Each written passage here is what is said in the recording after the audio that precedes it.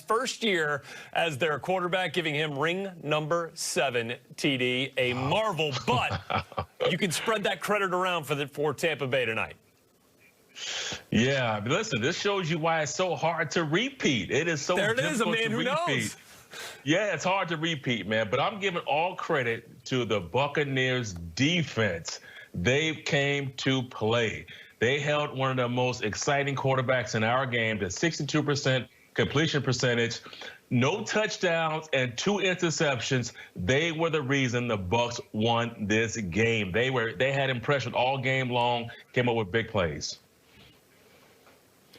I'll tell you what, just to add on that, better team won, number one. Number two, Todd Bowles, marvelous game plan. Kept Mahomes off balance all night. Hey, your defensive line was better. They showed it throughout the game, starting with the first series. Dominating performance. Better team won. Bruce Arians, at 68 years old, becomes the oldest head coach to win a Super Bowl with his mom watching in the stands. So cool. The scene just beginning here as we break down this game for you. We'll be back right after this. Of Raymond James Stadium, the precious, one of the best set dressing in the history of television, right there, right in front of us. Who's going to hoist that trophy on this field behind us tonight? Rich Eisen, Steve Mariucci, Kurt Warner, Michael Irvin. Hour number 3 of this 8.5-hour extravaganza that expands with more sets and more of our colleagues joining us to help take you to kickoff and hang out on Super Sunday while we wait for one of the most anticipated Super Bowls to be played. Do those count, Rich? Double nickel. When you're doing your read now, you just said 8.5. Does that count? Yes. I don't. Yes, it was said. Okay, I'm just saying. No, because again, just for anybody who's just joining us in the first hour of the show, one of the hurry up offense bottom, I guess, what facts that we were asked about whether you can predict or not. Interestingly enough, it had nothing to do with either something called an over or an under, even though this particular prop bet is just for the truck that I'm going to keep mentioning the number of times that the show is, how long it is. But I think that means with derision or sarcasm, right? Not just me. How long's the show? I'm a professional. People have to know how long the show is. It is. Sorry? Say it. It's 8.5 hours. Mark that down. What are we up to right now? I think he's already hit the number. He's already hit the number. Double digits already. All right, here's a topic, Brian. Rain is back in, everybody in the truck. How did the Buccaneers pull the upset off tonight, Steve? Well, they got to be better on defense than they were the first time around in Week 12. And Todd Bowles is a heck of a coach, and he played, though, in that game a lot of man-to-man, a lot of blitz, a lot of bump and run against these fast receivers. Yeah. And you know what? Tyreek Hill had 203 yards receiving in the first quarter, and Patrick Mahomes had 359 yards passing by halftime. So he changed his game plan during the game, played more zone, played deeper, stayed on top. I mean, you can't cover this kid man-to-man. He's the fastest guy in football. And so I think Todd Bowles will play more zone. He'll make them earn their way, not give up the big chunk plays. They can't go down 17-0, Irv, like they did last time, and try to fight back. Yeah, and they can't go down. Guys, Rich, you mentioned earlier talking about going biblical here. Here in the Bible, they also have something what we call the law of first mention. That means however something is first mentioned, it must be woven with the same meaning throughout the Bible. I like doing that in my shows, you know. That's what I like to do. So I'm talking right here today. And we always hear a total team effort to win this football game because you're beating a team right now for the Buccaneers that everybody think just going to run and win the next 7 or 8 Super Bowls. So this is going to take a total team effort. I mean, I need a touchdown from all 3 phases of this football team. Certainly we need the offensive touchdowns, but we need a defensive touchdowns, and they only got a defensive touchdown in that Week 6 game. We need a special teams touchdown because it's going to take all of that. And what I mean by the law of first mention, do you know that New York Giant game, the Ray Lewis game where he got defensive MVP, was right here, and the Giant and Ray Lewis and the Ravens, they pulled it off. They scored on all 3 phases. That's what I'm talking about. Well, and we just heard that Patrick Mahomes had 300 and however many yards in the first half. The key to this game and for the Bucs to win is they've got to limit Patrick Mahomes and what we call the Mahomes magic, those extra plays, those plays when you have him in your sights and you can't take him down. This is where he is so good. You're going to see it right here.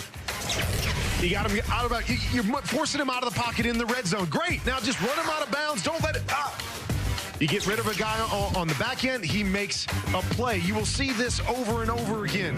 Little toss here. Look, we got him in our sights right here. You got to find a way to get him down. Got a great job of vision down the field, right? You make a miss in the backfield. Look, I know I'm going to make a chunk play because I know where my guys are down the field. You see it over and over again. This is my favorite play of the playoffs so far. Buffalo did everything right. We got a zone dog. We got everybody covered. We got a guy free hitter at Patrick Mahomes. Woo, I'm going to slip that guy. I'm going to throw it to my guy, Travis Kelce, behind him. That is what you have to avoid.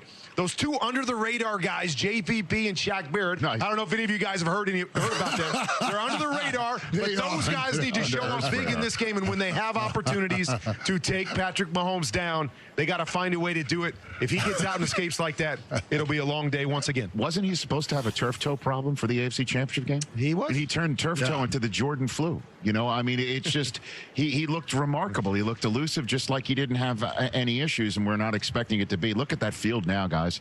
Look at the field behind us. Looks good. It's in the sun drenched. It's the blue sky. Look at Super Bowl 55 at Raymond James Stadium. If we could only just snap this moment and teleport it to 6:30 tonight Eastern time, we'll have a nice night. For Tom Brady's first Super Bowl in New England way back in 2001, his teammate is one of our own, Willie McGinnis. They were also teammates on the last team to go back-to-back 2003 and 2004. So once again, Willie McGinnis, thanks to Tom Brady going so deep in the playoffs, has earned himself another plane ticket for our Super Sunday in person. Good to see you with Colleen Wolfe. Happy Super Sunday to both of you, too.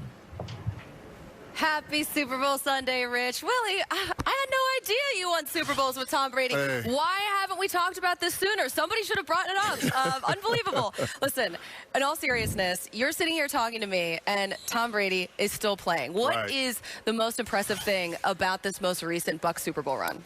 I would think, first of all, when you have a player in that position, the most important position on the field, switch to another team, to another city. You're in a new environment, a new locker room with new players that don't really come from the culture and the blueprint that you came from for so many years. And then no offseason, okay? No preseason, no continuity with your receivers, running backs, your offensive system, your offensive coordinator. Everything was pretty much virtual. And to be able to fight your way through the season, there were some ups and downs, there were some bad plays, and a lot of people questioned the Bucs when they were 7-5. But to position yourself at the end of the year to play in the NFC Championship and then go on to the Super Bowl is one of the most impressive things, Colleen, I've seen.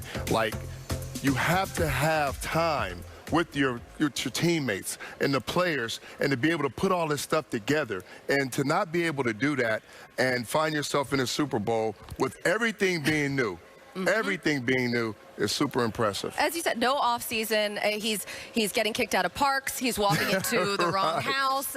He's in a new system. He's risking it with biscuits all over the place now. I mean, this is totally new for him in this scenario here in Tampa. But here he is, same guy, just different team. And if you know anything about Tom, the one thing he is he loves to prepare. He loves preparation.